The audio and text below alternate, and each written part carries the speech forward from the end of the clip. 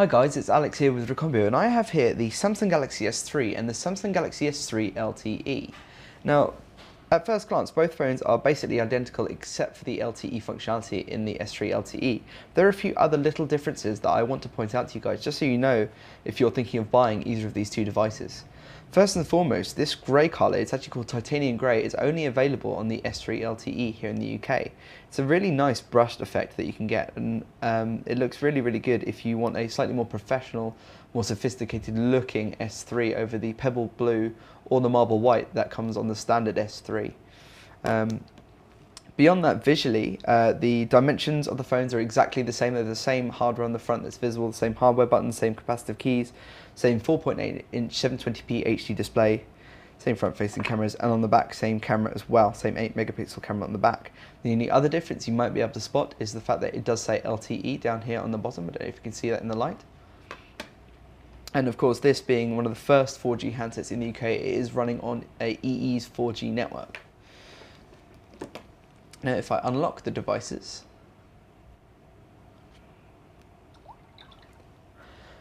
usability-wise, the interface is still buttery smooth. Both devices come running Jelly Bean nowadays. The only significant difference is in benchmarking. We'll notice a slight tweak and a slight uptick in how much faster the S3 LTE is, and that's because it has an extra gigabyte of RAM. So the standard S3 uses 1 gigabyte of RAM, whilst this S3 uses, the S3 LTE uses 2 gigabytes of RAM. They both share the same 1.4 gigahertz quad-core processor, and aside from that, they run apps and games very, very similarly. So you won't notice a massive difference in the overall performance. I can just show you a few quick comparisons that we drew earlier. Oh, not quite right.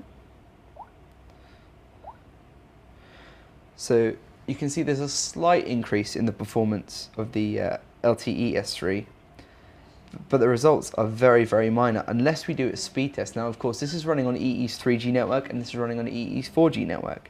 So we got nearly over double, and in official quotes, EE actually say that 4G is 5 times faster than 3G. But in real world testing, there's too many variables to really say whether that's going to be accurate every time you try it out. And in this case, it was significantly faster, even though it wasn't exactly 5 times. Aside from that, the usability of the phones is the same. The only other difference we've been able to find when comparing these two devices is that the S3, the non-LTE S3, still maintains an FM radio when you plug in headphones. This functionality seems to have been removed from the LTE S3, perhaps due to the configuration of the radios to accommodate the new 4G radio or antenna that's inside this device.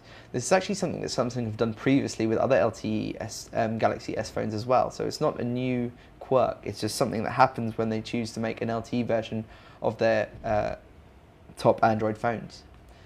So aside from the radio, the extra RAM, and the slight bump in performance and 4G connectivity, these two devices are very similarly spec'd. Just a case of which one better suits you.